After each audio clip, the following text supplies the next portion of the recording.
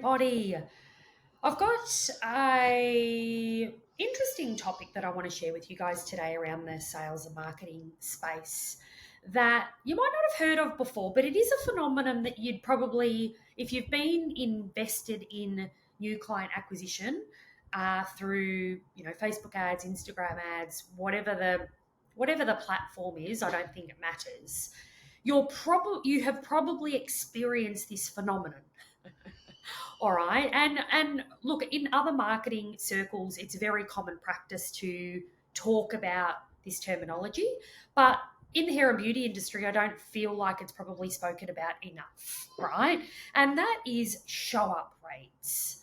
So, what do I mean by show up rates? So, show up rates are the percentage of clients that actually turn up for their appointment. So, new clients obviously come through whatever platform they come through via your marketing strategy. They request an appointment, and then whether that prospect shows up to the appointment or not is represented by your show up rate. Okay. I think the biggest challenge that we face in this industry is that there is a perception that just because someone has requested a booking through the marketing channel, that they should automatically show up for the appointment. In fact, in my marketing agency, I deal with clients that are just completely at their wits' end and frustrated by clients requesting appointments and not showing up when they're supposed to no end. They're very, very frustrated about it. They don't understand it. They get irate. Some of the comments that are made are things around, well, the marketing's not working, you know, so what's the point? So I just want to unpack show up rates with you to help you to understand that when you're looking at marketing strategy, there's so many points in the marketing funnel that can actually go wrong, right? And your ability to appropriately diagnose where that problem is will depend on your understanding, obviously, of the sales funnel, but also will help you to make sure that you're getting the right process in place. Because so many times I've had business owners come to me and say something along the lines of, this marketing strategy is not working. And then when I look at all of the elements of the funnel, it's not that the front end of the marketing strategy is not working. So the leads are coming through, the appointment requests are coming through. It's actually that once the appointment's made, they're not necessarily getting the client from appointment request to show up to their appointment. So there's, like I said, there's so many points in the lead management process, the marketing process that can go wrong and lead to the marketing strategy overall not performing very well, even though it is potentially more likely going to be one aspect of the marketing strategy that needs attention rather than the whole thing, right? So here's how to look at it. So when you're running a new client a campaign, you will get a number of requested bookings, okay, that will go into your booking calendar. Now, depending on the robustness of your appointment management structure, will also depend on whether this person actually shows up, right? Because it's not uncommon, and I've done a video on motivation of contemplation clients before. What we know is that when we're doing advertising to things like Facebook, Instagram, any platform, really, depending on the type of platform that we're using, particularly for Facebook and Instagram, it's likely that you're marketing to a cold audience, depending on your audience targeting and things like that. But it's pretty cold audience, right? So they see an ad, they get excited, they request a booking, right? And then what happens is after that, their motivation dramatically decreases, and then they don't respond to appointment confirmation. You may not be able to get them on the phone to give a deposit. You're getting to the appointment time and you think, I obviously need to cancel that because this person's not showing up. I hope you're cancelling the appointment and not allowing it to be in there, which is another appointment management hack that I obviously want to talk to you about as far as this whole process goes. So, first of all, it is important to appropriately diagnose at what chink or what stage in the chain is causing you an issue. And I'll give you a really good example. I had a client who is having this very challenge. The challenge is in show up rates, right? So he's getting a really good number of leads through every week. The appointments booked through the lead management looks really great. Okay, so for example, last month he had 48 booked appointments. All right, so he had of all of the prospects that come through, 48 booked appointments in the calendar, right? But when we went back and checked, of the 48 bookings, he had only 8 of those appointments actually show up, right? Actually attend for appointments, which when we calculated the return on investment for that, that's getting a bit dicey, right? Now, he has in the past said this marketing's not working, right? And when we've gone through the stages of the marketing process, what we find is no, you're getting a good number of leads. Your cost per result is good. Then when we look at the lead management process, that all looks like it's intact. And then we look at the number of booked appointments, it was tracking around the 26%, like of all the total leads, we we're getting a 26% conversion. Great, right? Because we aim between 20 and 30%. So that end of the marketing funnel is working great. But then when we came down to the show up rate, he was only having around 20% of the booked appointments show up. And that was where the problem lay. It wasn't, and a layperson will go, oh, it's the marketing. It's not the marketing, right? Because in all of the other elements of the marketing process, everything was working well. Everything was on benchmark. It was the actual success of the client showing up to that appointment that was limiting the success of the marketing campaign as a whole, right? And I want to share with you some of the things that you need to be mindful of to increase your show up rates for clients.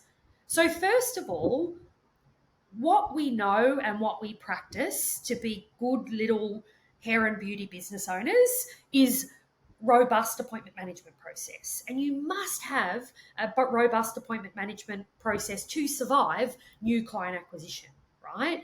Because if we just let people book appointments and we don't take any security, we don't do any confirmation, the likelihood of that person showing up is probably zilch, right? Because they're a new client. And like I said, they're really interested when the ad flows up, and then a couple of days after that, probably the interest is worn off and they're not going to show up. And even worse situation is if you don't have touch points to actually, keep them invested and keep the appointment date and time in front of mind, right?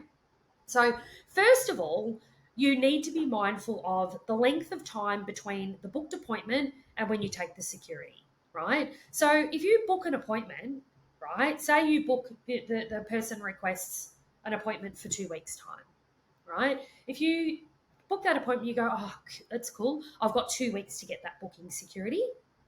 That's a problem, right? Because by the time you get around to calling that person, trying to make contact with that person, their motivation is gone. They've already decided, oh yeah, I was having a bit of a moment at 2:00 in the morning when I booked that appointment. I'm not interested anymore, right?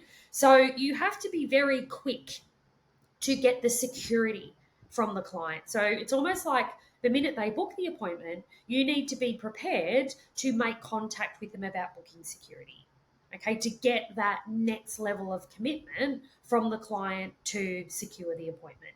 Now, whether that be a deposit, some sort of credit card security, whatever your security is, first of all, you need security.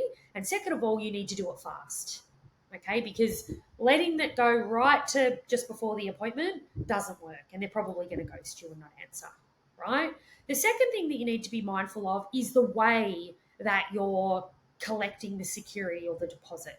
Now, I don't have one way of doing this, right? And in fact, I encourage my clients to test and measure all the different ways of doing it. And I'll share with you some different ideas. But for some business owners, they found that once they were able to book the appointment via Messenger or the lead form or however they've done it, that they have texted a booking deposit link or a whatever it is to the client, and the client's preferred that because they haven't had to get on the phone and be available, I suppose, to complete the booking appointment process, right? So that's worked for some clinics, but that's also failed for some others, right? They've sent the booking link, the deposit link, they still get ghosted, right? So then I've said to them, you actually need to get the clients on the phone in that instance. So they make the booking request, you confirm the booking by messenger or wherever it is, you say, yes, that is booked. And then you tell them or ask them, are you available tomorrow for 5 minutes for me to go through your appointment confirmation process? Now, and just get the commitment from them, get the time, and then call them and talk them through the deposit collection process on the phone. Now, keeping in mind, I didn't say, can I call you tomorrow to book your deposit, right? Or collect your deposit. Because I want to be general about the reason why I want to get them on the phone. I called it an appointment confirmation process, right? Because I want them to get on the phone first and foremost. And I want them, if they've got a problem with the deposit, I want them to have the problem with the deposit on the phone to me, right? Because I'm much more able to put that person's mind at ease if they're like, oh, I'm nervous about handing you my credit card details, or how do I know this link's not a scam, or whatever it is. I'm much more capable of de-escalating that client's anxiety and putting their mind at ease when I've got them on the phone. I can't do that if I've sent them a booking link, they've looked at it and they've thought, how do I even know this is not a scam? I'm not even going to answer. You don't have the control over the situation there to ease any of the anxiety. And most of the time, if that strategy is not working for you, you will be ghosted, right? They just won't respond. So your show up strategy is linked to the robustness of your appointment management process, and it should be measured as to whether it's working or not. So this client that has had difficulty with show up rates at the moment, we're testing and measuring different messaging, SMS scripting, phone calling structure to see what is going to be the best fit process to increase the percentage of show up rates from booking request, right? Because it is quite low. He if all of the 48 appointments that he got from his marketing strategy actually showed up, his return on investment would be through the roof, right? But that's not happening. So we need to look at this leg of the marketing structure and test and measure different formats, different ways of communicating, different ways of collecting deposit or security from the client to see what is the best, like what results in the highest show up rate from tweaking that process, right? So in summary, there are so many positions of the marketing strategy where things can go wrong. When it's about showing up, it's your appointment management structure that needs testing and measuring and variation and, playing around with for you to potentially get the highest converting structure in place that you possibly can, right?